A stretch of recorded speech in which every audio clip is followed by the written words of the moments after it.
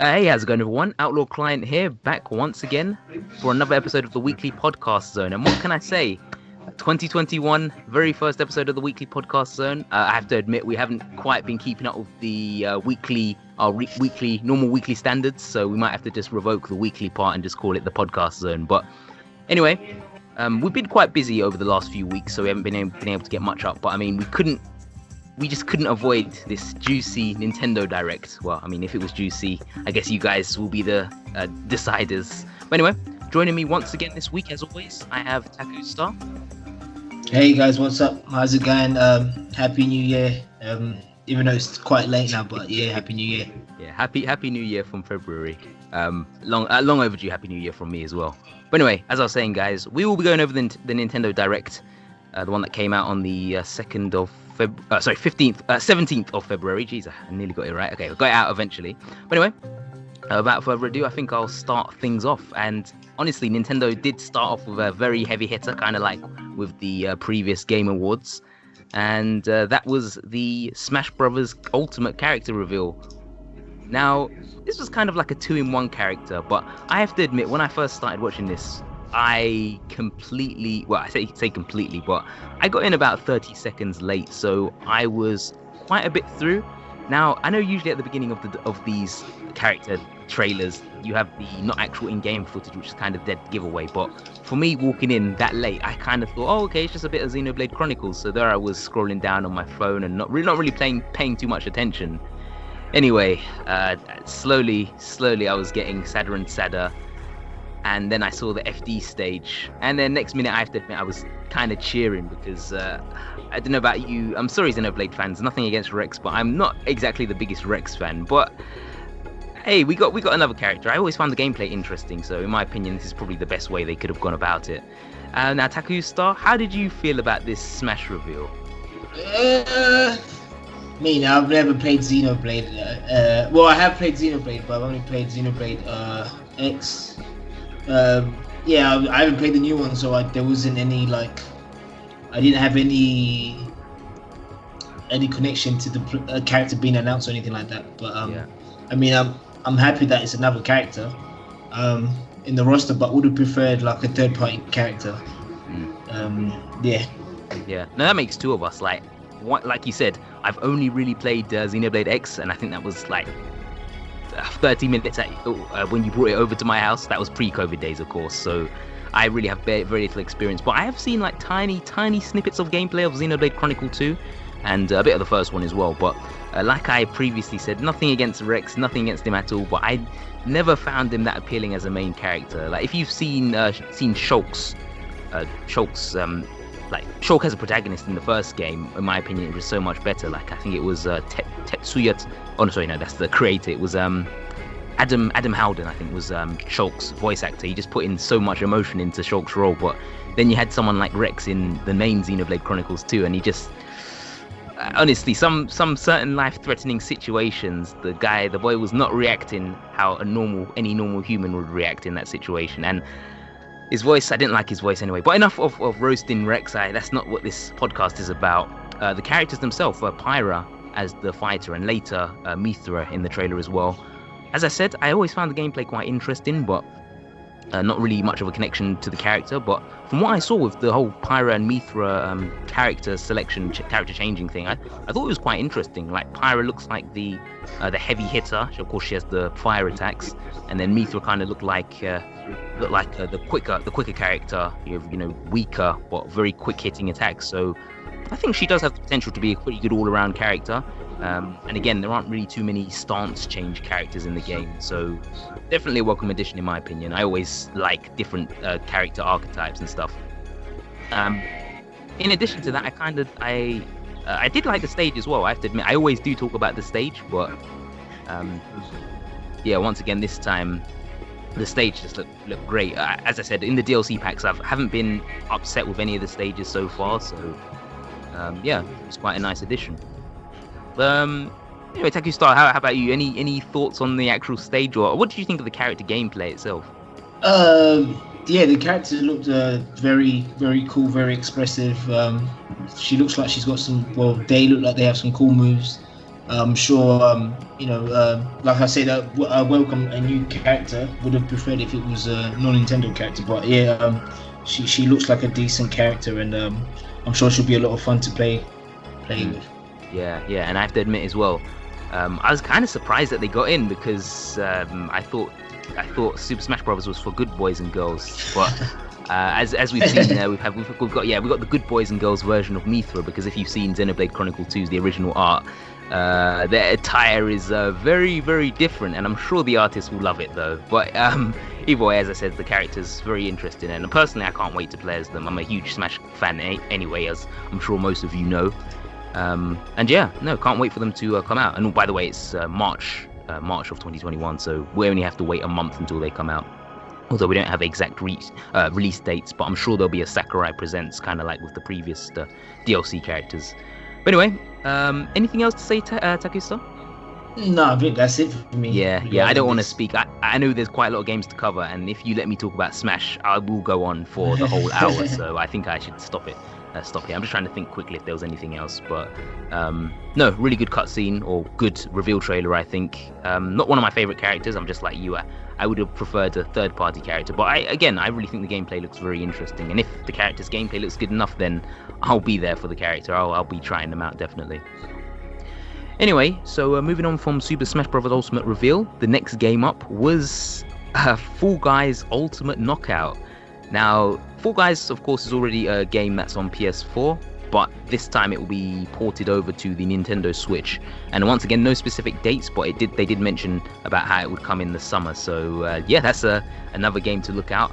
Now, another game to look out for, because I know Fall Guys has its fan base, but I know it did kind of fall off. It's not exactly as huge as it used to be. I think a certain other game might have reduced its popularity quite a lot, but yeah, I do know that it has a ton of fans, and just being on Switch, it seems to make a lot of sense. It seems very cartoony and a game that honestly feels right at home on Switch.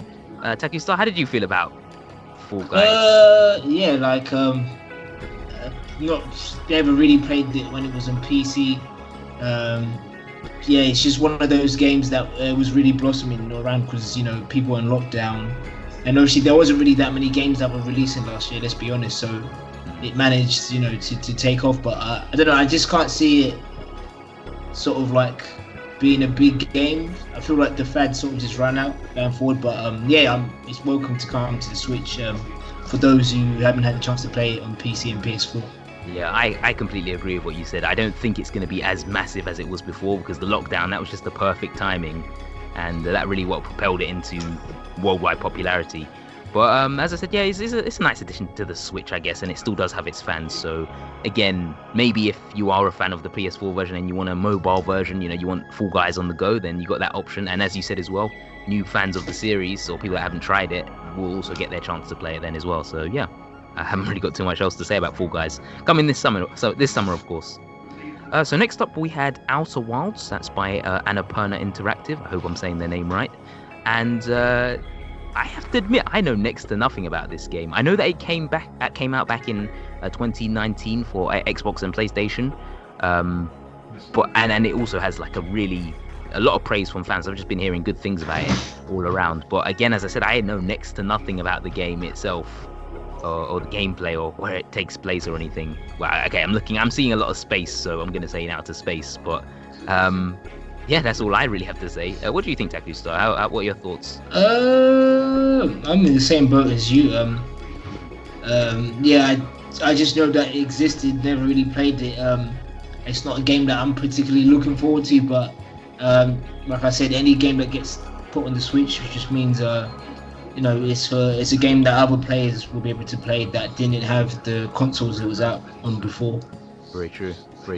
And I think as well, I know I'll probably be mentioning this for a lot of games as well, but I always feel like the Switch has quite a big advantage, even if it's a multi-platform game, just because it's, you have a handheld, you essentially have a handheld version of that game. So again, if you want Outer Wilds on the go, then you also get that luxury as well with having the Switch version.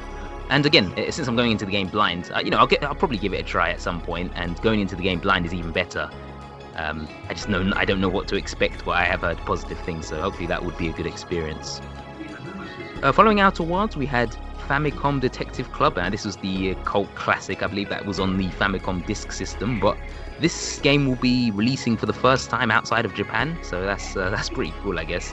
But the game that was advertised was a 2-in-1 version of Famicom Detective Club. So it includes the missing heir and the girl who stands behind, which will be out on May the 14th. Again, I'm gonna guess there's a lot of detective work in this game, but as I said, not much like with the Outer Wilds, I know next to nothing about it. I do know there are a few fans that wanted it to come to Europe. I know there were a few people petitioning for it to come to Europe, and it looks like they've got their dream come true. But how do you feel about this? Obviously I know the history of these games. They came out on the Famicom. I think it was like Nintendo's first time around that time, sort of venturing into the visual novel genre. I know that they're cult classics in Japan, and the art looks really nice. It's good that it's finally coming over here for Western fans to sort of give it a try with a new fresh paint, fresh coat. Fresh coat of paint. Yeah. So game looks. I mean, I don't really class visual novels as games, but it's cool that it's coming over here and people can give it a try. And obviously the manga, I was about to say the manga, but the anime art style. You're not far off. Yeah, I'm not far off. Yeah, but the anime art style looks very vibrant, colourful, and expressive in this game. So if I was obviously, I'd actually give the game a go just because of how my time is lately. Yeah, being busy, not being able to play games, so I'd probably give this a try if I get to it eventually.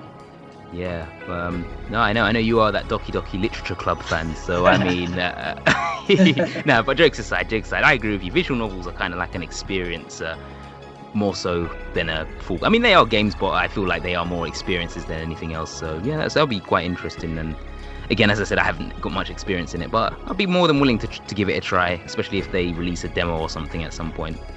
But as I said, that will be released on May the 14th.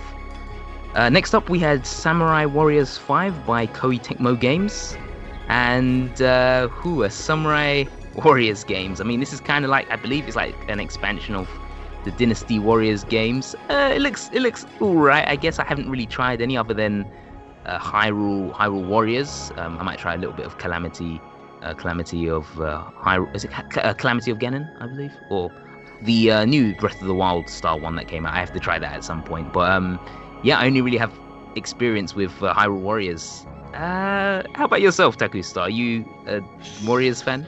I'm not a Warriors fan. But I am going to try out Persona Strikers. That's it, yeah. When it comes out, I'm not really a big fan of these Warriors games, and they run like rubbish on the Switch, to be honest. I was surprised that Nintendo even released the new Hyrule Warriors game. I heard that game was running it was just running really bad. But I'm just not a fan of those games. Wasn't really interested in Samurai Warriors 5. Yeah, no, I agree. Hyrule Warriors: The Age of Calamity. I played the demo and I was really interested. I thought, oh wow, the gameplay's really good. It looks really interesting. And then I actually started traveling to later parts of the stage, and the frame rate is, oh man, it's not a pretty sight, guys. It's not a pretty sight. I'm sure a lot of people have seen it at this point already, but I was just there hoping and praying that they would somehow release some type of patch for the frame rate to be improved. But from what I've seen, it hasn't improved too much. So again, that's literally the only thing stopping me getting that game. But as you were saying, the Warriors games, they don't run amazingly on Switch. But once again, if you're looking for a handheld experience on the go, then this might just be the game for you. And that's Samurai Warriors 5 coming out this summer. So after that, we had Legend of Mana by Square Enix. Now, I know this again. Legend of Mana is a game I hear quite often. I'm not really too much of an RPG guy, so I've never tried this for myself. But the art style looks interesting. The sprite work. I think it looks pretty nice. But is this like a PS1? It's like a PS1 remake, or I'm not too sure. Not too sure about this one. But how do you feel, TakuStar? Yeah, like I think it's a PS1 remake. And obviously I've never really played this game, but I know of it just being on Reddit and most RPG fanboys like sort of confessing their love about the game. But yeah, it's nice that the game's being remastered for younger players, like new RPG players, and obviously veterans are able to enjoy it with a new look, vibrant colors, HD, and obviously I think they've done some quality of life stuff with the game as well. So it's definitely one to look forward to, and obviously it's just another JRPG on the Nintendo Switch as well. So obviously it's out on anywhere else, but obviously specifically for Nintendo fans, this is something they can look forward to. Yeah. Well, I think I'll leave the Legend of Mana to the RPG veterans. I mean, and of course the die-hard Legend of Mana fans. I'm sure they'll be happy for that one. But anyway, that game is coming out on June the 24th, so not too far away, I guess. If you want that Legend of Legend of Mana experience soon. Anyway, following Legend of Mana, we had Monster Hunter Rise, and this was another trailer which showed off some of the other beasts that you'll find, or monsters, I guess. Yeah, I guess the clue's in the title. But I believe this is like an expansion of some of the previous trailers. A lot of the trailers just show the main enemies that you fight. There were a few familiar ones, but pretty much they just expanded on the enemies that you'll see in the game. Again, I'm not a huge Monster Hunter guy, but what I did think looked really cool was the fact that they also had the special Pro controller. Like it was the not only the deluxe edition Nintendo Switch, which has I think it's like a Rathalos design on there, but there's also, or is it Rathalos? Actually, maybe not Rathalos. Or is it? I can't actually tell. It looks like some type of dragon or scaled creature on there. But anyway, what I'm trying to say is that I really do think the design looks pretty cool. How about you, TakuStar? I know you're more of a Monster Hunter guy than me. Yeah, I mean, I'm a casual Monster Hunter fan, so I just normally play if my friends get Monster Hunter. That's when I get Monster Hunter. But yeah, the game looks cool. I know there's like new stuff that's gonna be. I haven't followed it too much, but I know there's like new mechanics they've introduced, and obviously the story mode they looks kind of cool as well. Yeah. But yeah, it just looks like a bombastic Monster Hunter action. That's coming on the Switch. So yeah, for anyone that's never tried a Monster Hunter fan, and Monster Hunter fans, it's something they can look forward to. And it looks like it's going to be. I don't know. The Monster Hunter franchise has been around for quite a long time, so I'd imagine they've made a lot of changes to make it a bit more approachable for new players. So and obviously there's a lot more people now, and well, the Nintendo Switch has got a big install base, and there's definitely some players that haven't had the chance to play a Monster Hunter game, because the last big one was the one on PS4, Monster Hunter World. So this is like something they can sink their teeth into. Yeah. Again, I can imagine a lot of fans will be looking forward to it. A lot of people are hyped up for Monster Hunter, Monster Hunter Rise. But again, they don't have to be waiting for too long, because this is coming out only next month, which is kind of crazy. On March the 26th, and it's your birthday. Is it your birthday? Yeah, it's all right. You can say, oh, well, if you're feeling really generous, that deluxe edition is looking pretty nice. That would make a great birthday present. I'm just throwing it out there. But nah, for real. Yeah, you guys won't have to wait too much longer. And yeah, I do remember we did talk a bit about quite in depth about some of the new features in our last podcast, or maybe the one before that. We spoke about the new bug and stuff that allowed you to zip around. But yeah, it does look like they're making a lot of improvements to this game from the previous Monster Hunter entry. But anyway, moving on from Monster Hunter, we have another game which is making, or seems to be making, huge improvements from the previous entry, and we have Mario Golf Super Rush. And this is the first Mario Golf game that I can remember. That it's been quite a while since the last one, from what I can remember. But again, this was one of the games that I feel like a lot of people were being hyped for.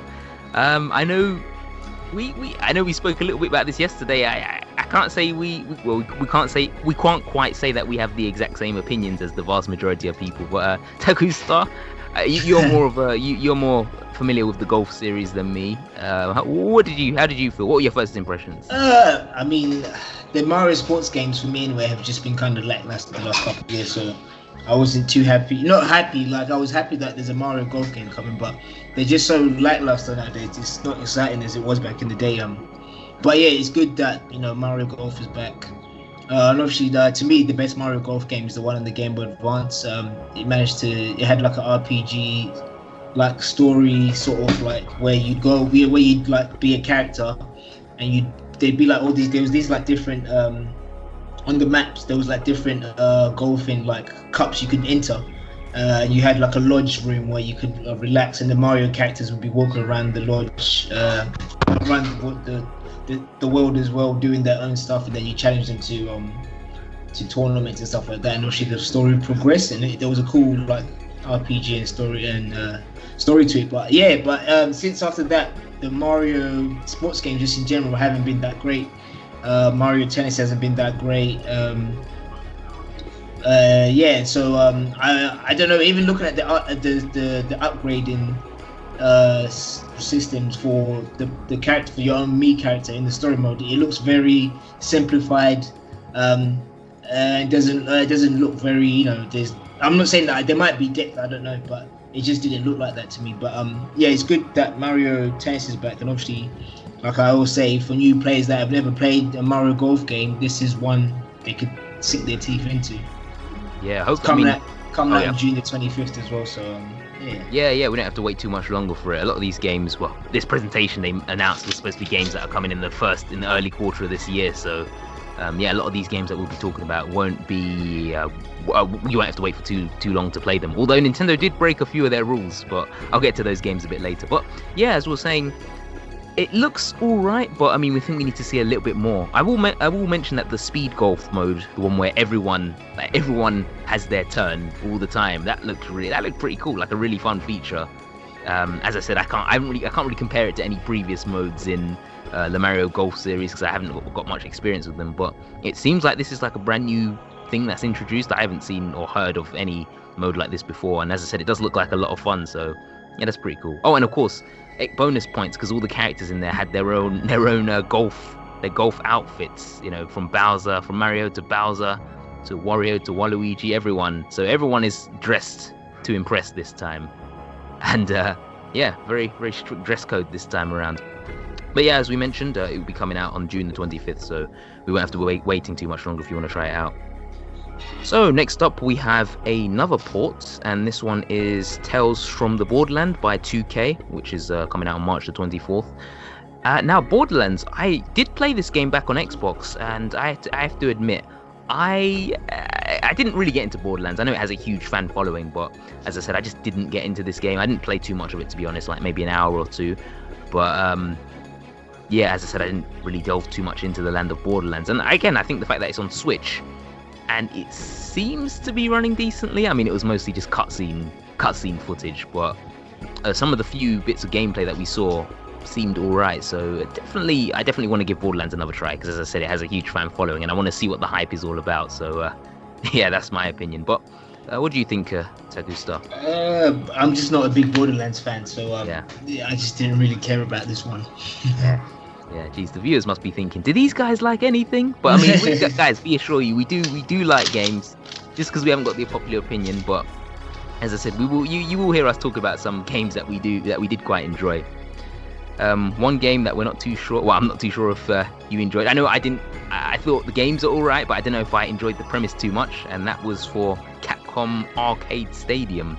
Now, Capcom Arcade Stadium, as the name suggests, it's like an arcade, so there's a ton of classic games on there. I believe one of them was 1943, the shooting game, and that one was for free. But the thing that I wasn't too happy about was the fact that 1943 was, I believe, one of the few free ones that are available, and then the other ones you have to purchase them individually, such as like I believe there was like a Ghosts and Goblins. I'm not too sure, or maybe it was Ghouls and Ghosts that was on there that you had to purchase. I'm not too sure of the game that was on there, but either way, you have to repurchase or purchase the other games. You only get a very few amount of arcade games for free, and it's kind of confused. I mean, I should mention that you do have the rewind feature and everything, but I was kind of there thinking, the Switch does have its classic Super Nintendo and NES, like the classic version, which does have a decent number of Capcom games on there already, I should admit. So I think I might just be sticking to that one. But I guess if you are a die-hard Capcom fan and there's a game on there that you haven't found on the NES Classic or the SNES Classic, then I'm sure you might want to give this a try. But what did you think about this, TakuStar? Appreciate it. Just obviously, I'm not really gonna play this game, but obviously it preserves these games that came out a very long time ago. For future generations, and yeah, it's just good that these games that came out 30, 40 years ago are still being released till this day. I always appreciate any type of collection, especially if it's like from a big company. It's always nice to see their history and never forget, so they don't, and let gamers know where they started from and stuff like that. So yeah, it's good for the younger generation to see the roots of these older video games. But yeah, Capcom Arcade Stadium is already available, because I believe it was available right after the presentation finished. So yeah, feel free to pick that one up if you're interested. Next up, we had a game that kind of just came out of nowhere. This was Stubbs the Zombie in Rebel Without a Pulse. Now, this game was, I heard a lot about it at the time, because I believe this was an Xbox classic, which was made on the Halo Master Chief Combat Evolved, the Halo Combat Evolved engine, which is 2004? So this game is on. It was created on a classic game engine, and I know a lot of people were calling for this one to be remastered, because it is currently available on other consoles as well. Yeah, very very interesting. I honestly don't know too much of what Stubbs the Zombie is about. I mean, the description is about taking revenge on the humans and turning them into a zombie army, but I don't really know too much else. I don't know too much else about it. Yeah. What are your Stubbs the Zombies for that TakuStar? Are you familiar with this franchise? I wasn't impressed. It looked like a PS2 game that came out. Obviously, it's probably a good game by all means, but just from face value, I wasn't really impressed. Not really a big fan of zombies unless if I'm shooting them myself. But yeah. Yeah, come on, now you have a chance to sympathise with them, to understand the pain that you put them through in every game, every Dead Rising or Call of Duty Zombies, every game of zombies, you can finally sympathise with the zombies this time. But yeah, like I was saying, Stubbs the Zombies, it was created on the Halo Combat Evolved game engine, which was 2004. So technically, that was around the PS2 era. So you're not too far off with that one, to be honest. Stubbs the Zombie Rebel Without a Pulse will be coming out on March 16th, so again, that'll be in your hands soon if you're interested.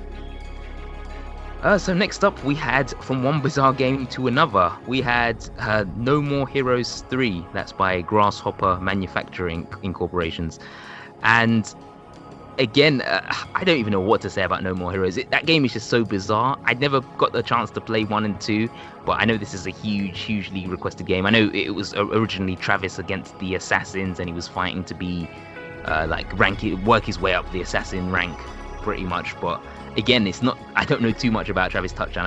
I just know that No More Heroes is an absolutely insane game, and yeah, I'm kind of scared to try it out, to be honest. I think I might just have to stick to watching a few YouTube playthroughs, because it's just that crazy.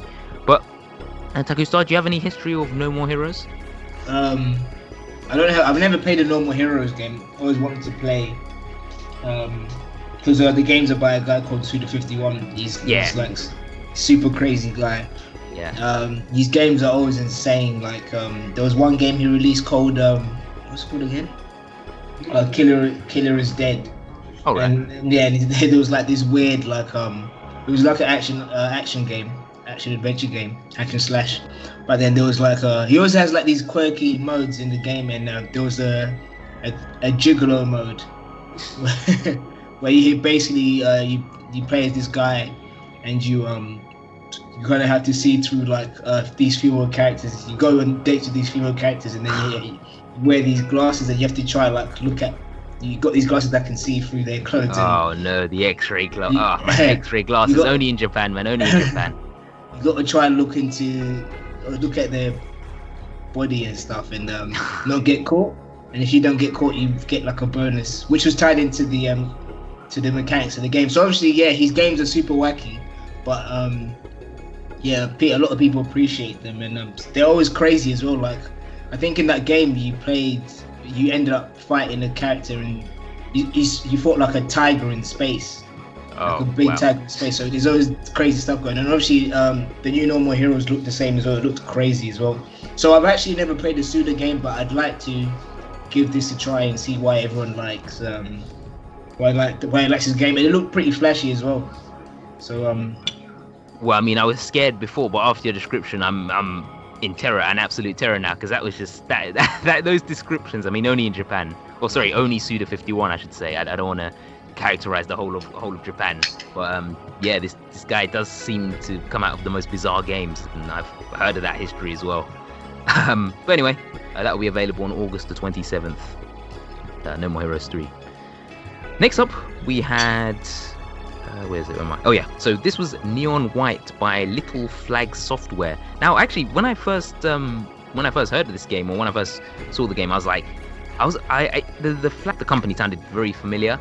And I was like, where have I seen this before? And I realized that it was like an Xbox Game Pass game called I believe it was Donut County, which seems like a game that is completely different, where I believe you play as a whole, and it's so bizarre as well. You play as a whole and you have to swallow up structures and people and pretty much everything in the whole world. But this game just seems completely different to what they previously developed.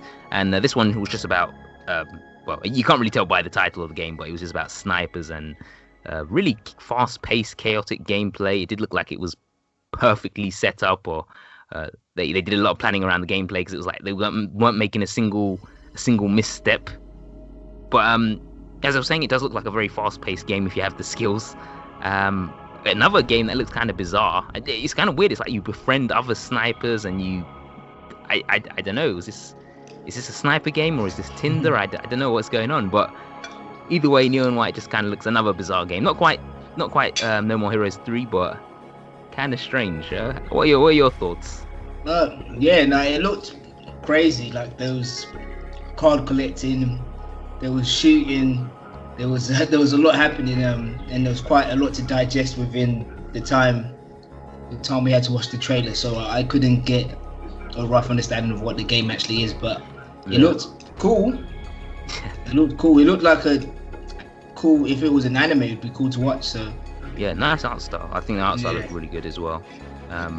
But yeah, I'm with you on that one. I need to see a lot more in order to make a final opinion. But anyway, that will be Neon White will be available in winter of 2021. So next up, we had what might arguably be game of the show, and this was DC Superhero Girls Teen Power by Nintendo. Now, not a game that I was expecting to appear, and to be honest, I'm no marketing expert, but I'd probably say that it's not marketed towards our age group. But I mean, I could say it at least had decent voice acting, I guess. But once again, as I said, not a game, of course, not a game that I'd be trying out. But I mean, hey, it looks like they're putting a bit of effort into this. Any thoughts on this at all, TakuStar? Oh, you said that is Nintendo publishing this? Nintendo is publishing this, yeah. That's crazy. It was kind of weird. It wasn't what I was expecting, but on the description it says here, DC Superhero Girls. DC Superhero Girls Teen Power, and it's published by Nintendo. So that was a bit of a surprise for me. Who's the developer? I'm not too sure. It just has Nintendo there, so I'm not entirely sure. Maybe they'll release some more information, but at the moment it's just showing Nintendo. Yeah, this is game of the year for me. It might just be. But yeah, Superhero Girls. Not really too much else to say here. Yeah, sorry, I mean, guys. it looks cool. If I had a daughter, I'd definitely get her something like this. Yeah. Obviously, if I had a daughter, I'd get it for my daughter and play like 2-player and stuff like that. But I'm just not really interested. Yeah. But it's nice. It's nice that it's there. That they're not just. There's games that cater to all different demographics. So. Yeah, they're targeting all the different demographics, so it's nice to see a bit of variety, I guess. And as I said, the voice acting seemed decent, so it seems like they're putting a fair amount of effort into this one, but only time will tell. We'll have to wait. And that one is out on June the 4th, later this year. So next up we had Plants vs. Zombie, Battle for Neighborville, the complete edition, which I believe is also on other consoles. I believe it's on Xbox and PlayStation already, but this is a Switch port. I have to admit, this game looked quite interesting. I mean, I've never played a Plants vs. Zombies game, but I know it does have a huge fan base, and honestly, the graphics look pretty. I think they look pretty good for a Switch game. Yeah, as I said, I haven't seen too much gameplay of Plants vs Zombie in general, but this one looked decent. Graphically, it looked nice, but as I said, I'm not really a huge Plants vs Zombie guy. I haven't tried any of the games, so I don't know. But yeah, any other thoughts on this, TakuStar? Yeah, same. I'm in the same boat as you. I'm surprised you haven't had a chance to play it, because I know the Plants vs Zombie games are big on Xbox. So Yeah. I'm surprised you haven't had the chance to play it. But yeah, I'm just like virtually not interested. And me personally, I just think Plants vs Zombies sounds kind of lame for a title. But obviously, there's loads of fans out there. It's probably a good game, but I mean, yeah, it's different. It's different. It's different. Not a title that you'll come across every day, Yeah, definitely. or probably ever again. But no, it's yeah, as you said, it does have its fans out there. So there are a lot of people that love some Plants vs Zombies. And again, if you are a Nintendo fan, then you'll finally get your chance to try it on the Switch. And Plants vs Zombies on the go as well. So hopefully it runs just as well. But by the footage, it did look like it was running pretty well. Anyway, so after we had Miitopia. And this is another game that I was not expecting to see at all. I was never expecting to see this one again. I didn't try the original, but just seeing the Miis was something I was really surprised about. I mean, not only did we see Miitopia Miis, but also going back to Mario Golf Super Rush. In the story mode, you could also play as a Mii. And again, like I said, that we were discussing a few days back, the Miis, there's not even a Mii character creation on the Switch menu. So, you know, the Mii Plaza and stuff seems to just disappeared off the face of the earth. So I thought the Nintendo were done with the Miis, but I mean, looking at Miitopia, I think this might be Year of the Miis or something. I'm not entirely sure, but either way, the Miitopia looks surprisingly good. How do you feel about this one? Yeah, so I played the original back on the 3DS a long time ago. Enjoyed what I played. Yeah, I'm definitely gonna buy this one. Just because I enjoyed my experience with the 3DS one, and obviously it looks like they did make some changes as well. I never completed it when I played it, so it'd be nice to go back. And obviously the game's super casual as well, so you could jump in and jump out anytime and not have to commit too much time when playing. So yeah, definitely looking forward to that. And it's nice to see that the Miis haven't been forgotten. I created mine, so I'd like to use my Mii going forward forever if possible. Yeah. So yeah. No, same. I think the Miis are a pretty unique addition. I mean, I know Xbox have their avatars, but I did quite like the idea of the Miis. Nintendo did it first, I guess, with the Wii. And yeah, no, I just do like the idea of being able to put your character into the game. I still think a lot of children would like that as well. So I'm glad that they've held on to the Miis. You know, the Miis, they're not going to go down without a fight. They're going to keep hanging on. They're not going to go down. They're just not going to go down. But anyway, yeah, Miitopia. It looked quite interesting. Maybe this will be the way I can get into the series. I know it's not exactly the same, but I really did enjoy Street Pass Quest, or Find Me as the American viewers know it. And to me, I was kind of getting similar vibes from that. It does look kind of similar. So yeah, maybe that will be the game to get me into the Miitopia franchise. But anyway, Miitopia will be releasing on May the 21st, so another game that will be very soon. Now, speaking of games that are already out, or pre-existing games, we have Animal Crossing New Horizons. And the thing about Animal Crossing's New Horizons, I know it's had quite a few free expansion packs, but the latest one is Super Mario, or Animal Crossing's New Horizons Cross Super Mario, which is to celebrate the plumber's 35th anniversary.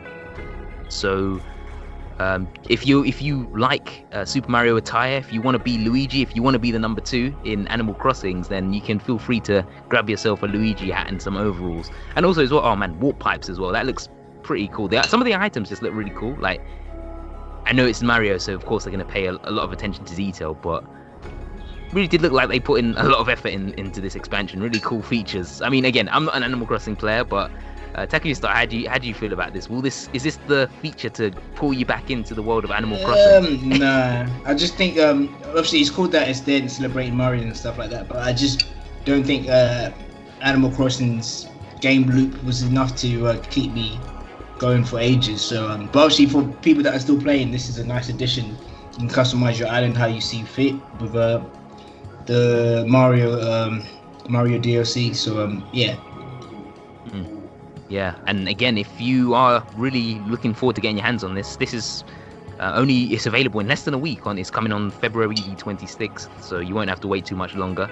Again, hopefully it won't be like any Easter egg events where Easter eggs will be everywhere. But as I was saying, I know a lot of people might have dropped off of Animal Crossing. It did seem like the perfect lockdown game, but of course it's a massive game. 30 million seller, I believe, to date, and probably even more because I haven't even checked the figures recently. But yeah, I'm sure Animal Crossing still has plenty of fans to go around, and I'm sure they'll be happy to try this one out. And again, as I said, this is a free update, so no need to worry about giving your Tom Nook any of your real life money.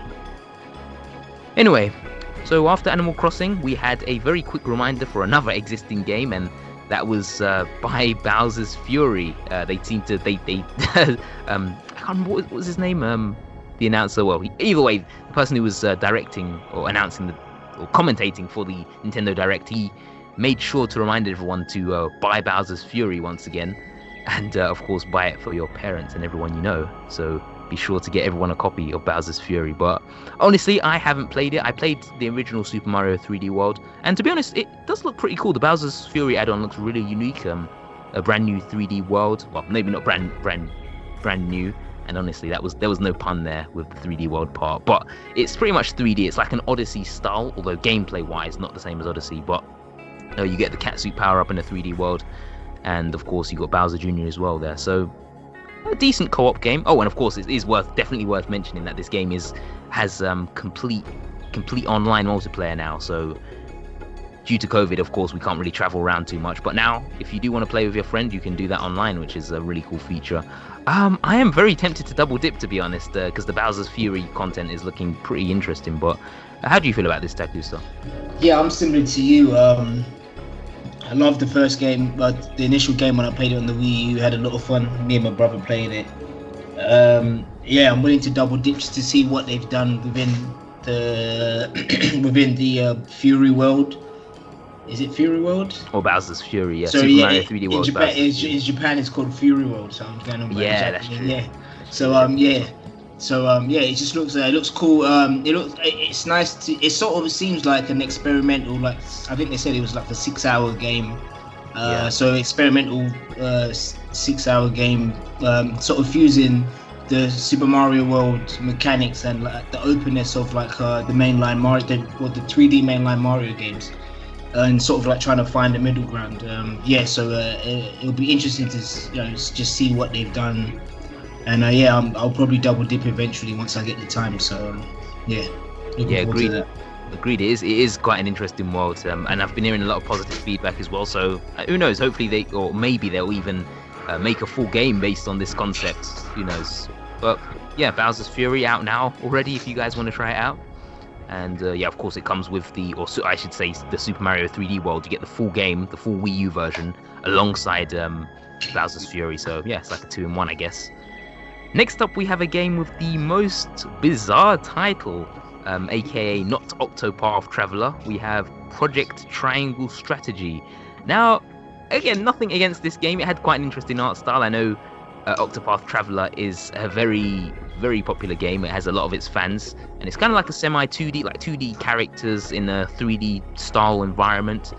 As I said, nothing against the game, but I kind of feel like this one went on for a little bit too long. But it did seem like they really are putting a lot of effort in this one. They really do want it to be quite successful, because they'll be releasing a demo version, which I believe is available now or straight after the presentation. And they said that they'll be taking feedback in order to try and improve the game. But again, as I was saying, it is quite nice to see another Octopath-inspired RPG, because there are a lot of fans of Octopath. And again, like we were talking about yesterday, competition breeds quality. So maybe if Octopath Traveler has competition, they'll try and step it up even more for the next game. Who knows? Well, either way, how do you feel about this one, TakuStar? This was I actually really liked this game. I haven't played. Well, I've only ever played maybe 1 or 2 tactical RPG games, and I'm really bad at them. I'm super bad. But that makes 2 of us. But I really liked this game, and obviously like the anime aesthetic looks cool. I liked how they've got like it seems like your decisions matter in this game.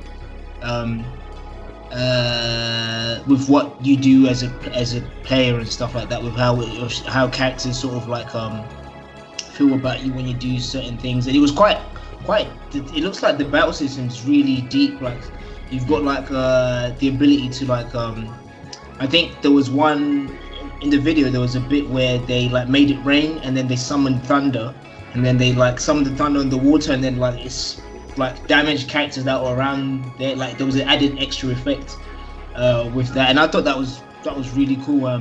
I will try to give this a go, to be honest, because I'm bad at these kind. I always like don't try to play these type of RPGs, but this one I'm hoping they with tactical RPGs they're very hardcore, and I'm not a hardcore RPG guy, but I would love if they made this game quite approachable for for a dummy like me, because the world looks enticing. And obviously the mechanics look enticing, but I'm just hoping they create a game which is approachable for little old me, and obviously others the same as well. Completely agree. Again, like I was saying, I'm not really a huge RPG guy, and same goes for tactical RPGs. But I do agree. I'm just looking back at the footage again. They had some really interesting looking worlds as well, like Glenbrook, East Frost, and another world that I won't even try to pronounce. I think it's Hyzante or something. But either way, no, it looks like they really did put a lot of effort into this game.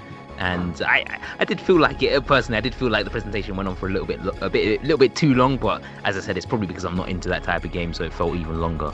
But yeah, as I was saying, guys, that one, or the demo for Project Triangle Strategy, is available now, and they will be taking your feedback to try and improve the game. So hopefully something good will come out of this one, because it is looking like a very detailed game that they're putting a lot of effort into.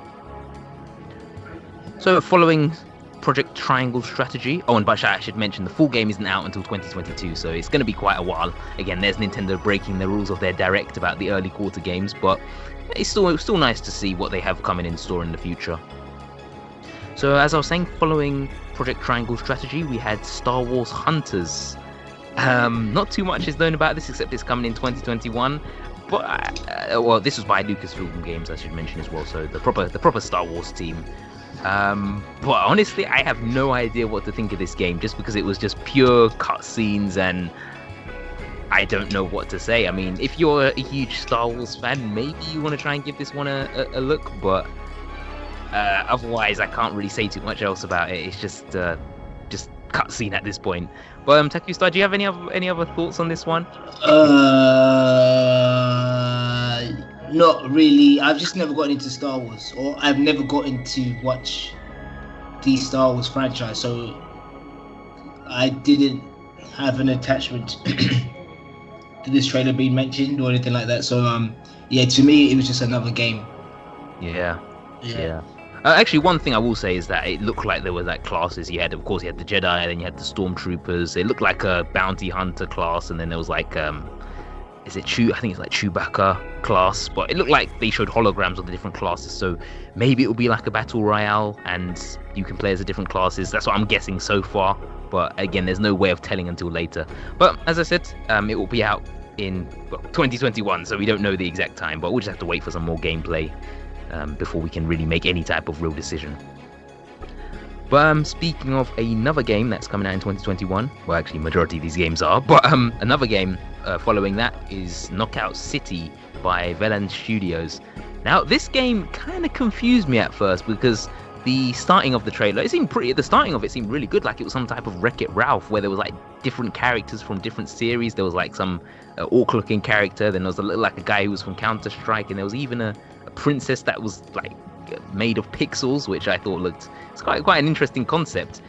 And then after, it kind of went downhill for me, because it was well, actually, sorry, I should mention the name of the game. It was Knockout City by Venom. Actually, I think I did, but either way, it kind of went downhill there for me, because it's kind of like it's a battle royale game, so they wanted to get into that they wanted a bit of that Fortnite money. But as I said, they're like playing dodgeball or something. I mean, it's kind of interesting. It has mechanics where you can use the player itself as a ball.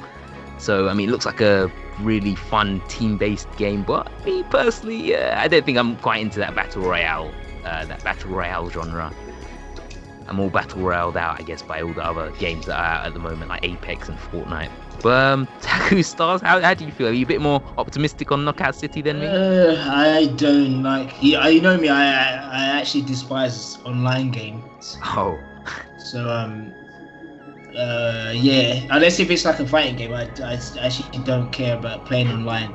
Or if it's like a kart racer or a racing game, to be honest. I only play fighting games and racing games online. Anything else, I don't really care about. But it looks cool. The game looks cool. It looks like a mixture between it sort of looks like a Splatoon and like a Fortnite mix. Yeah, I've been hearing a lot of people comparing it to like Splatoon, Fortnite, and ARMS, like in terms of the like ball mini games and stuff like that. So it looks like a mixture of all the different games. But I should mention Ninjala. I completely forgot about that game. Yeah, and that as well.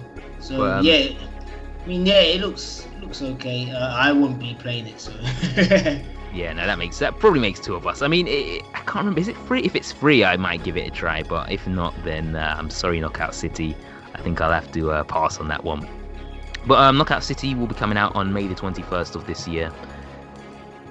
So next up we had World's End Club by Izanagi Games, and I was really confused by this one at first. So when I first saw the art style, the one where it says the fight for survival starts now, and it has the portraits of all the character faces. For a split second, I thought this was some kind of Pokemon spin-off, because the characters looked very similar. In my opinion, the art style looked very similar to the Pokemon games. Maybe it's just because I'm not too familiar with the newer ones, but I thought it was some type of Pokemon thing. And then after you found out it is most definitely not Pokemon related, and it's actually the team that's behind I believe it's the Danganronpa series. I hope I'm saying that right. But yeah, the team that works on that game will be working on this, so it's kind of like a survival. I'm wondering if there's going to be a lot of death involved. I mean, I haven't played the series, but TakuStar, I know you're definitely more experienced with me than in that series, but if it is the same developers, then I can imagine death is ahead. But anyway, as I said, it was like a survival thing. It started when they were underwater, and it looked like it was going in the directions of a survival game, but then after it expanded the story, and apparently they've abandoned the game and they've gone onto the surface, and the world is now deserted, or I believe it's Japan is now deserted, and they have to kind of figure out the mystery and stuff like that. TakuStar, any thoughts on this one? I think this is the first game from the creator of Danganronpa since he left Spike Chunsoft. I actually got to meet him a couple of years back. Oh, nice. Yeah, he's a super cool guy. Did you ask him what he was thinking when he created those games, a Murderous Bear? Yeah, he just said like he was just thinking of a way to sort of have characters interact in the game, in an adventure game. He's trying to make adventure games a bit more commercial, and obviously that's the type of game he came up with. But yeah, the game looks cool.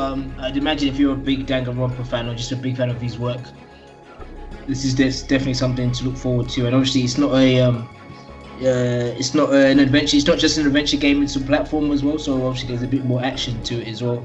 And I'd imagine it's probably a well-written story as well, because obviously it's by him as well. And he's a very good writer. And he knows how to write, suspenseful and death-like narratives.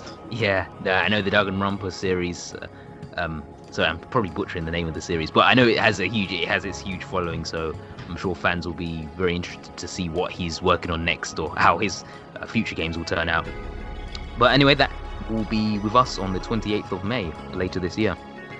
Now, next up we have a game that very, very well-liked game, a very popular one, which was a game I've seen on a lot of people's Game of the Year lists, even as number one for a lot of people. And this is Hades. It's being ported to Switch with the physical release this time. And not only will it have a physical release, but it will come with a little bit extra, including a soundtrack for the PC, and I believe it's 2 hours of Darren Corr's music, alongside a 32-page character compendium by of course the game is by Supergiant Games. I never got around to playing this game, but again, I've just heard tons of great things from people about this game, and it apparently has a ton of replay value as well. The dungeon crawler style game, and top-notch voice acting, and from what I've been hearing from everyone, it's a must-play game.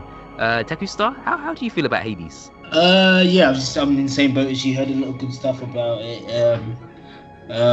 Hopefully one day I get to play it. It's not on my radar, but I've just heard a lot of good stuff, and obviously it was a lot of people's game of the year last year. So yeah. Yeah. Same as it's a game I definitely want to get around to playing, but I mean Game Pass. I've got too many games backed up. I don't know. Maybe by 2050 I might be able to get around to playing it, but who knows? Hopefully I can play it soon. But anyway, that game will be coming out on the 19th of March later this year. Now, this is a game that I've been waiting for a very long time, and my personal game of the Direct, one that got me cheering, and this one is I already spoke about DC Superhero Girls, but in a close number 2 we have Ninja Gaiden Master Collection by Koei Tecmo Games.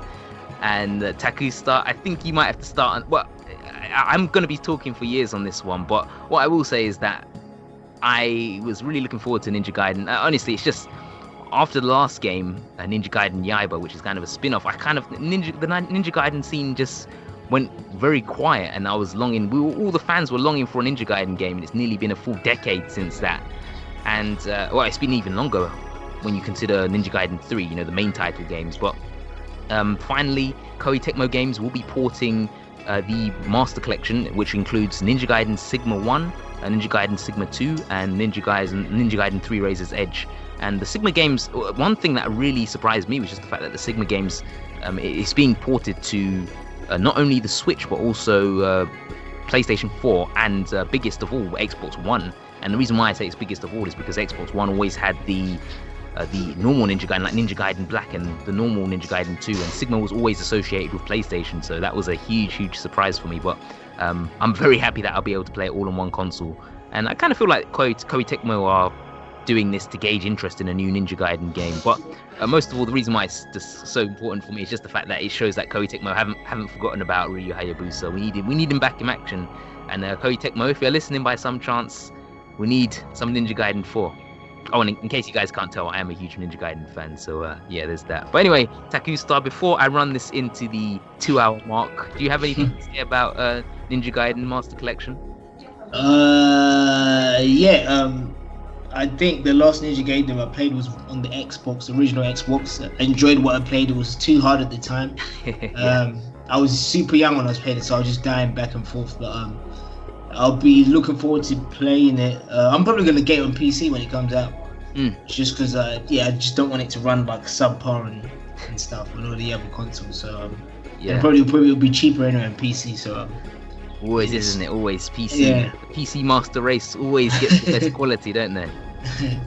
But, so yeah, I'm definitely It's nice that this is like one of their how would I say? It's more one of their legacy like franchise, and obviously it's good that they haven't forgotten about it. And I feel like it sort of needs like a resurgence, considering they've been doing quite well with the stuff they've been doing. They've been doing a lot of Hyrule Warriors, and they've been doing a lot of their Dynasty Warriors stuff and their Dead or Alive and all that stuff. So they've been, all the other like franchises have been getting some type of love. So I think it's only fair that they do this collection, garner some interest with the fans, which I'm sure like millions of fans have been looking forward to this. So they just obviously, if you want a new Ninja Gaiden for the next gen, you just got to make sure you buy this and play it. Yeah, and it's funny when you mentioned about how the games are doing pretty well, like the Dynasty Warrior games and the Dead or Alive games. It's funny because Ryu Hayabusa, he made an appearance in all of those games. He made an appearance, of course, in Dynasty Warriors, in Dead or Alive, but of course the only game he didn't appear in is his own Ninja Gaiden series itself. So really cool that we're finally getting. I mean, it's not a brand new game, but it's nice to see the Ninja Gaiden games getting a bit of acknowledgement again, and hopefully this one will do pretty well, and hopefully we can get Ninja Gaiden 4. Please, Koei Tecmo, if you're listening, we need that Ninja Gaiden 4 goodness. But anyway, that will be coming out on June the 10th, so feel free to pre-order one, or maybe a copy for every console, and maybe we can get those sales up. But anyway, enough about that. I can't go on for too much longer. I've got to move on to the next game. So moving from one Koei Tecmo game to another, we have Hyrule Warriors Age of Calamity, and this isn't actually the game, because the game did come out last November. This is an expansion pass an expansion pass for new content. And funnily enough, they did do an expansion pass that was similar to the original Hyrule Warriors game on Wii U, because I know they released different bits of DLC in pieces. But I have a quick breakdown of the expansion pass and how they released it. But they pretty much sectioned it off into the different months. And yeah, again, I haven't actually played the original Hyrule Warriors Age of Calamity as of yet. As I said in my previous statement about the game, a really interesting looking game, really good Breath of the Wild story, but it just doesn't. The frame rate though, please Nintendo, please, a frame rate patch would be perfect.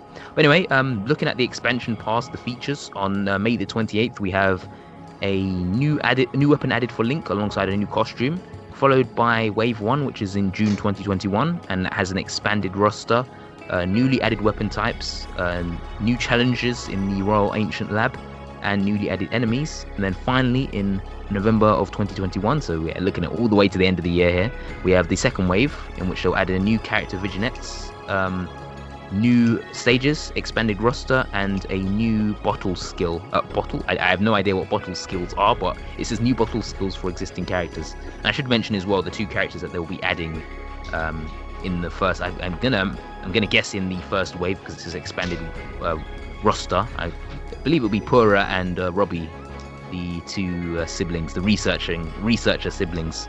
But TakuStar, any thoughts? I know we did briefly speak about Hyrule Warriors Age of Calamity, but how do you feel about this one? I'm not gonna say anything, but it's cool that we got DLC.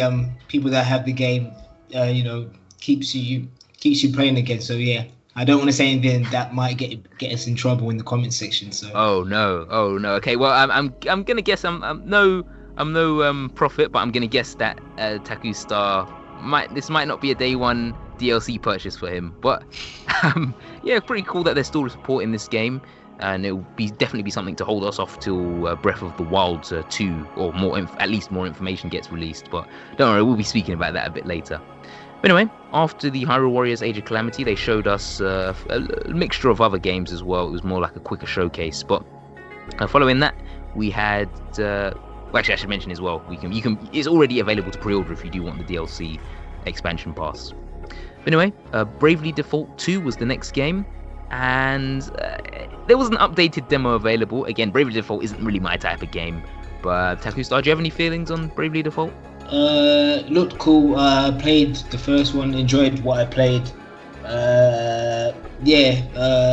I don't know if I'll get to it, but I'd like to get to it eventually and play it and give it a go and see what they've changed. Because I know the last Bravely Default game they released wasn't received so well because they just made a lot of changes here.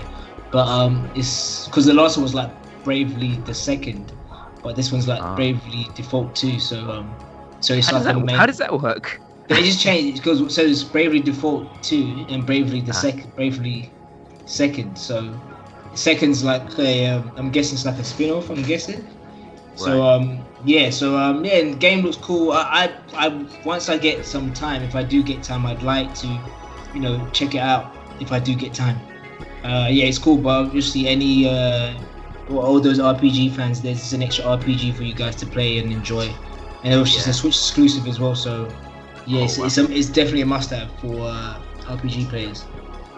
Yeah, so there you go, guys. Another Bravely Default coming out, Bravely Default 2. The titles might be just as confusing as Kingdom Hearts, but I mean, it still is a pretty solid game from what I've heard. I mean, the first one as well, I've heard really good things about it, and TakuStar, of course, who played it, enjoyed the first one. So give that a try if you are looking for Bravely Default 2, and that will be coming out on the 26th of February. And of course, as I mentioned, an updated demo is available now if you can't wait any longer. So that's pretty cool. Also, we have Ghosts and Goblins Resurrection by Capcom. Now, I have to admit, I am a fan of Ghosts and Goblins. I do like the original ones. Of course, it's ridiculously hard, but I mean, Ninja Gaiden training has allowed me to succeed in a few of the Ghosts and Goblin games. But the thing about Resurrection is that, as I said, it looked interesting. It's nice to see Ghosts and Goblins back, but the animation looked a little bit dodgy. I don't know what to say. Like, the movement of Arthur's movements, his limbs just didn't look right. Very strange, and the enemies as well, it kind of, if I'm being real here, it kind of looked like a cheap Flash game. But gameplay wise, it seems interesting. I know they added in like the co-op the cooperative features, like the player or the power up that can draw bridges, and there's one that allows you to hover in midair and so on. Interesting concepts, and as I said, if it's a decent game, I don't mind, but a little off put by the animation there. How do you think TakuStar? Are you a fan of the series, or? I think I played like a Flash game or version of it ages ago. I just didn't enjoy it. It was too hard, very rigid. But obviously that's in the design of the game. It wasn't very forgiving. And I remember I was complaining about it being playing games. But yeah, I mean, maybe I just didn't like the game. But I know it's a cult classic. It's actually just a classic in general, to be honest. Yeah, it just looks really cheap. Yeah, it does. It graphics wise, it doesn't look too impressive in my opinion. But again, I guess I was gonna say there's time to improve. But I mean, it's only out in 6 days from the date that we're recording this. So February 25th it's out. So I don't think we'll be seeing too much change now, because if I had to guess, the game's probably gone gold already. But if you're looking for another Ghosts and Goblins experience. On my birthday. That's funny. Yeah, we got a nice birthday present for you. I know what to get you. But Ghosts and Goblins Resurrection coming out on February the 25th. Be sure to gift it to TakuStar if you can. So next up we have Saga Frontier Remastered, and it looks like that's another RPG. I mean, I was kind of confused because I'd never heard of this game before. I can't tell if it's a remake or anything of any other classic games, but interesting. It's just an RPG. I can't really say too much else. Like a turn-based RPG. Maybe. Actually, I was about to name another RPG, but based on its art style, I might be angering some fans there, so I'll withhold my comments. But TakuStar, I haven't got too much to say. But how about you? Yeah, I just know I don't know too much about the Saga Frontier. It's a series. It's a Square Enix series. I don't know too much about it, but I just know before Octopath Traveler there was this game, and you play as there's different protagonists, each with their own story and stuff like that, and then you can use them, and then I guess at the end their stories entwine, and then something major happens. So I've never played it, but I know there's a big cult following for it. So wow. Like I said before, like with Secret of Mana, it's a game that's coming out for current gen, for current system. So it's being preserved for future players for future gamers to play, and obviously for those who played it back in the day, they're able to experience the game once again with a new take on it. New coat of paint as well. Yeah, new coat of paint. Yeah. Yeah. And obviously, I'd imagine they've obviously made quality of life stuff with it as well. So good, another JRPG from the past that's been being remembered. Restored. Yeah. It seems like a RPG player's heaven at this point with the Direct, because there's so many RPGs and so many quality ones that seems to be given a new coat of paint. And again, like I said, with the remastered part in the title, I had an idea, but I just wasn't too sure. I'd never heard much of this series before, so but anyway, as you said, a cult or a fan following in the series, so it'll be great for the fans to experience. And that one is coming out on the 15th of April. Next up we have Apex Legends, which is being ported to Switch. Now this is a game that's already on Xbox, and wait, it's already on Xbox? Well, I know it's on PlayStation, and that's about as much as I'm going to say, because Apex is not really my thing. TakuStar, are you a number one Apex fan? I played it for a while. I just don't enjoy those type of games. I honestly did try. I just can't get into first-person shooters. I just can't. Yeah, I'm not much of an Apex guy either. And I'll just say it's out on the 9th of March, and I think I'll leave it at that. Coming close to the end, we had another host, which is known as Eiji Aonuma, aka the producer for many of the Zelda games, or just many of the games in the series. And Eiji Aonuma spoke a little bit about about to reveal the big game there, but no, he spoke a little bit about Breath of the Wild, and I know a lot of the fans are probably anticipating Breath of the Wild 2 information the most, but Eiji Aonuma just came out and straight away said, we don't have anything else to share with you today. And development's going well though, so that's great. And honestly, I don't even mind, like maybe even if they take a year or two, as long as the fact that he's announced that it's still in development and it's coming along well, is good enough for me. And to be honest, I feel like fans would have kind of rioted. It would have been like another Federation Force all over again if you didn't say that, because the next game that was announced, I know it's not a favorite amongst Zelda fans, but still, just knowing that the main game is in development will probably please a lot of fans, even though they do want some information now. But yeah, TakuStar, how do you feel about Breath of the Wild 2? You hotly anticipating news? Yeah, I'm looking forward to it. I'm just hoping to see what they've changed in the game. Obviously, because there is some stuff I didn't like in Zelda Breath of the Wild, but obviously I still enjoyed the game overall. But there's a lot of things like I didn't like dungeon designs and which was probably the only problem I had, to be honest. But yeah, probably I'm hoping they fix that, and I just hope maybe there's a bit of better storytelling as well. Same. Oh man. But it's hard. It's really hard to mesh that in when you have an open world game. So yeah. So yeah, I'm just hoping the dungeons are fixed. To be honest, anything else I don't mind. Same. I have to admit, as you said, there was a lot that I feel like needs to be improved in Breath of the Wild. I mean, at the time, it was really good game. It had a lot of good attention to details. You know, when you drop food in hot terrains, it would light on fire, and you couldn't use bombs in the rain. A lot of attention to details, using the lightning. But guys, I think it's a little overrated. I'm not gonna lie. Don't kill me, Breath of the Wild fans. But as TakuStar said, for me, a huge thing about Zelda games, top quality dungeons. I mean, the shrines were really good, but the legendary two bright sides. Exactly. It's like the problem is with the game. You get introduced at the overall theme of the shrine, and then it's over. Yeah. Then it's you don't get a chance to experiment with it in the long haul for an extra 10 minutes and stuff like that. You just get given the idea, this is how you do it, and then you never do it again, and then you blink and you miss it. Yeah.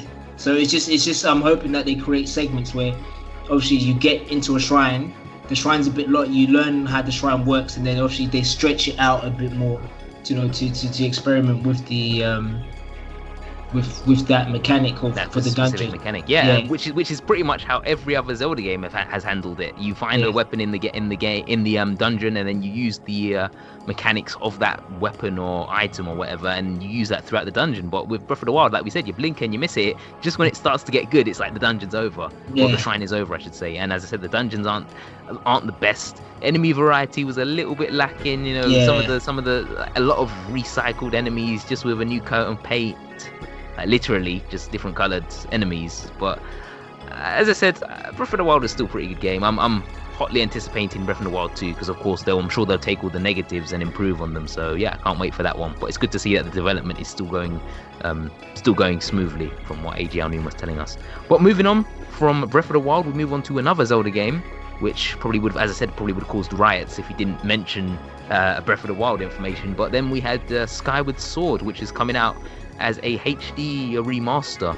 Now, Skyward Sword HD, we spoke about in one of our previous podcasts, and we spoke a lot about there was that momentary leak. We kind of knew it was inevitable. It was just a matter of time, and our theories came right as well, because it was a 10-year anniversary. The original one came out in 2011, and now this one's coming out in 2021. So we had that 10-year gap, which also just proves of where we're old men now. We'll be retiring soon, but as I was saying, it's a 10-year gap as we thought. And also, this also proves that I was just crazy, because I was talking a little bit about peripherals and extras, and to be honest, the Joy-Cons are more than enough to handle the new control layout of Skyward Sword. And not only that, but we also have the brand new, the normal control scheme, like a traditional Zelda game. So really cool to see. Again, I love Skyward Sword, one of my favorite 3D Zelda games, probably my first or second, to be honest. It's pretty linear, it's not too difficult, but I think it has some of the best dungeon design and music and so on. But definitely a Zelda game that needed a HD remaster, because I tried to play it on the Wii the other day and it was very painful, not a pretty sight. But TakuStar, how do you feel about this one? I was looking forward to it. It's weird. I love it when they have a cartoon style, a toon style for a Zelda game. And obviously those games age better than the ones that they make with the toon shading. So super realistic graphics. Yeah, super realistic. Yeah, I wouldn't say they're realistic, but they're more. It's More just they haven't got the tune effect. Yeah, no cel shaded effects. Yeah. So I've always wanted to play this game. I wanted to play it back on the Wii, but I was not getting a Wii for this game. Like that. Yeah. I didn't get a Wii because I just thought it was rubbish.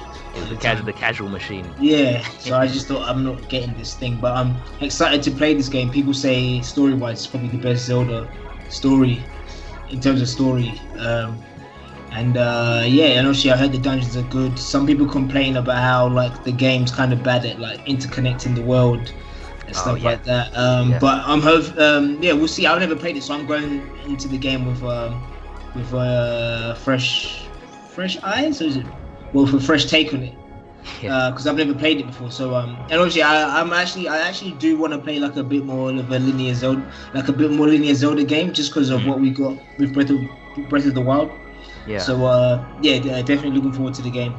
Yeah, and it's not too bad, especially since we do have Breath of the Wild 2 coming out. So we will get our open world Zelda experience again sometime in the future, hopefully 2022. But yeah, we will also get an open world Zelda game. So yeah, it's kind of nice sometimes going back to the linear, more traditional Zeldas.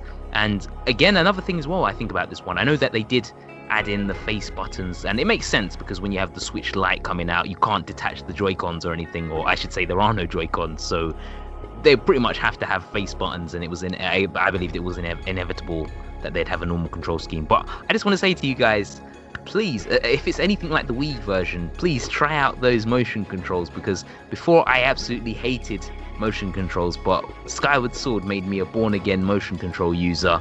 It made me believe in the power of motion controls, and honestly, as I said, I've been convinced ever since. I think motion controls can work. It's not just a one-off gimmick that isn't very responsive, but no, I really do think Skyward Sword was one of the reasons why it was so enjoyable, was just because of the motion controls.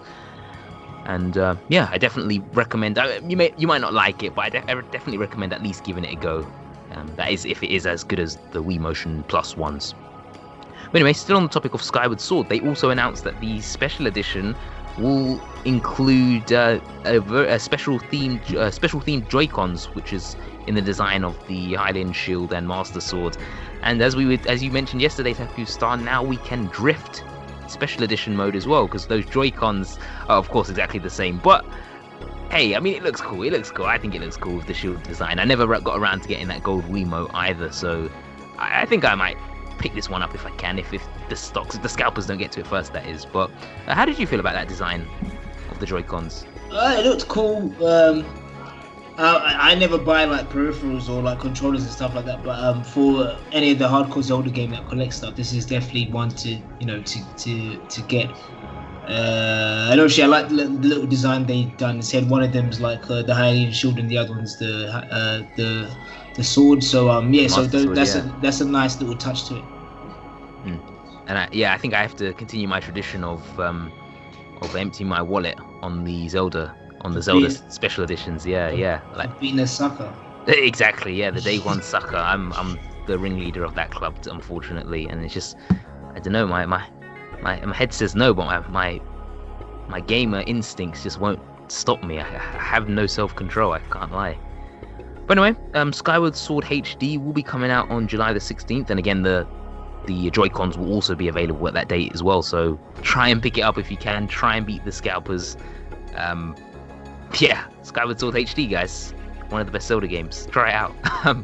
But yeah, anyway, so moving away from Zelda and the final announcement of the day, we had a game which I actually didn't see coming. I mean, I know it would eventually come out, but I wasn't expecting it to be released in this Direct. Now, I have to admit, at the start of the Direct, I had absolutely no idea what was happening. I saw deserts and wastelands. Actually, before I mention it, TakuStar, what game did you think it was when you first saw those initial seconds of the wasteland desert style? You know what? I initially thought this is just me anyway. I thought it was gonna be. I'll tell you the backstory. I thought this was gonna be when we know about the new Sonic the Hedgehog game. So I was like, yo, like Nintendo must have made a partnership with Nintendo, like they're gonna announce like the next Sonic the Hedgehog game. And I just saw a desert, and I'm like, has the world been like destroyed and stuff like that? And then I was thinking, yo, they're going dark, like. And then after that, I saw like the little fish thing, and then I was like, oh, it's Splatoon. I was like, is it Splatoon? And then I wasn't sure. And then they started doing all the character creation stuff, and I was like, oh yeah, it's Splatoon. And then yeah. and then you were expecting the title to come out and say Sonic Forces 2 coming soon. Nah, that would be horrific. That would be a horrible end to the direct. But anyway, no, I had no idea what it was either. To be honest, I for some reason thought it was like Borderlands, but it was kind of just like, I couldn't think of any game at the time. It's like I thought, oh, maybe Borderlands, but then I thought, nah, they showed it previously, and I really didn't think that they would end the direct on Borderlands, so that just didn't make much sense. But yeah, as you said, similarly to you, no idea until I saw that draped figure, and then of course the Inkling was there, and I was like, what, Splatoon? No way. I wasn't even sure if this was like a DLC expansion, but again, I kind of thought the game was the game was too old to be receiving DLC still. I think they kind of finished with Splatoon. But yep, in case you guys didn't realize, this is Splatoon 3. No DLC packs, but a whole new game, the next entry in the series. And I will mention though, it's not coming out until 2022, so they showed this one very early. But yeah, very interesting style. And again, as we mentioned, you saw like the Eiffel Tower that was upside down. It was like a complete wasteland. And I have to admit, I kind of think it's to do with the final Splatfest. Like in the first Splatoon game, they had the final Splatfest, which was it Callie versus Marie?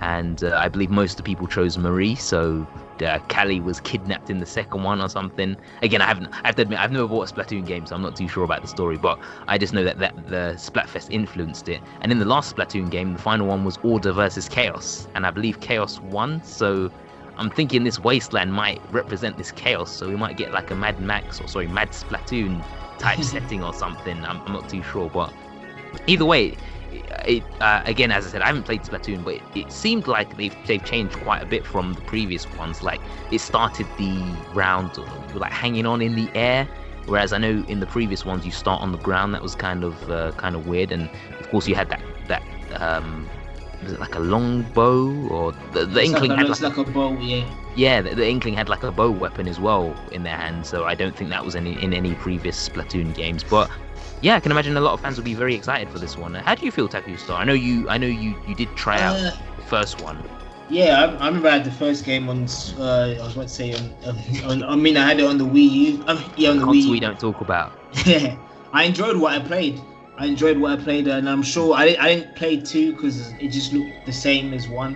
I'm probably not going to play 3 because it just looks the same as 1 and 2. So that's just me anyway. I'm not saying they're probably very different, like, but me personally, when I play a game, I just want there to be a big jump from the last game. Maybe graphically, I want there to be a big jump, but yeah, it's cool that it's there. Splatoon fans, obviously, they can look forward to it. It'll be interesting to see what kind of new mechanics they've put in. If they've put in something that I feel like, yo, this is like so different to anything that I've ever seen, I definitely will jump in. But at the moment, it just looks like Splatoon 1 and 2 to me personally anyway. Yeah. I mean, they're definitely trying to preserve, you can tell they're definitely trying to preserve the art style, the cartoony art style. But yeah, I mean, as I said, it is early days, so maybe they'll add a lot more later on. We did see a few different things, but again, I'm probably not the most qualified person to compare this, just because I don't really know too much about Splatoon, the intricate details of the gameplay. But as I said, there were a few things that did look a bit different, and I heard as well there were like some weapons that that were brought back from the first game, so they're trying to return to the Splatoon roots, I guess. But yeah, we didn't really see too much of the campaign apart from the Inkling on the train, but there's not really too much to tell at the moment. And as I said, it is very, very early days, so yeah, that's all I've really got to say. But yeah, as I mentioned, I'm sure Splatoon fans will be going crazy because a lot of people, this was the highlight of the direct for them. So yeah, Splatoon 3, hopefully coming out in 2022 if there aren't any delays or anything. And now that I've said it, I've jinxed it, and it will most probably be delayed. So please do not kill me, comment section people. But anyway, that was about it for the direct. Quite a lot of games there. No, that wasn't it. That wasn't it. They announced the Shinchan game in Japan. Eh? The Shinchan game. I'm joking. Yeah, that was it. That was it. No, they actually did announce a Shinchan game though. You know what? The reason why I actually believed you for a second, because in the previous directs, sometimes the Japanese versions are vastly different to the American versions, and they have a ton of other announcements and stuff like that. So yeah, but no, so there was a little bit of a difference in the Japanese one. Yeah, just a little bit. They just announced obviously some exclusive Japanese games that was obviously releasing in Japan. Like I said, the Shin-chan game. It looks like a clone of Animal Crossing, but with Shin-chan. It looks endearing though. It looks like Shin-chan Crossing. Yeah, but you collect like bugs and stuff like that. I think you go to school and stuff like that.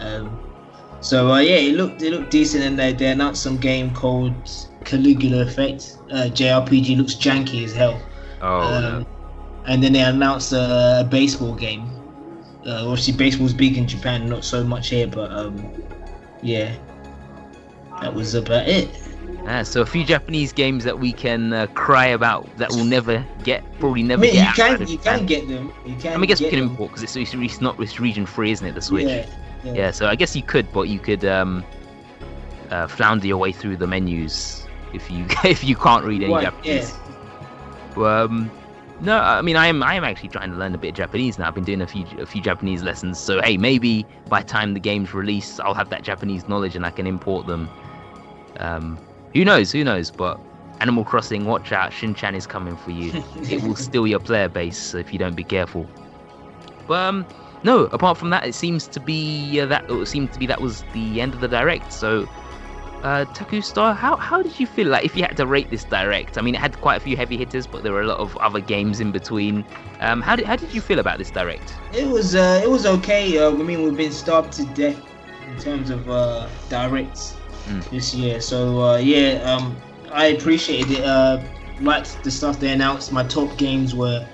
I really liked Spiro Ghosts. I know you like that one. Definitely. I really liked that game. But my top games were, I really did like Triangle Strategy. I just hope it's a game I can play, because obviously I'm super casual when it comes to tactical RPG. And I really liked obviously Skyward Sword, because I never got to play the initial one. Yeah. And yeah, I think that's, and obviously I want to try out No More Heroes and obviously Miitopia. Those are my top games. Yeah. That got shown.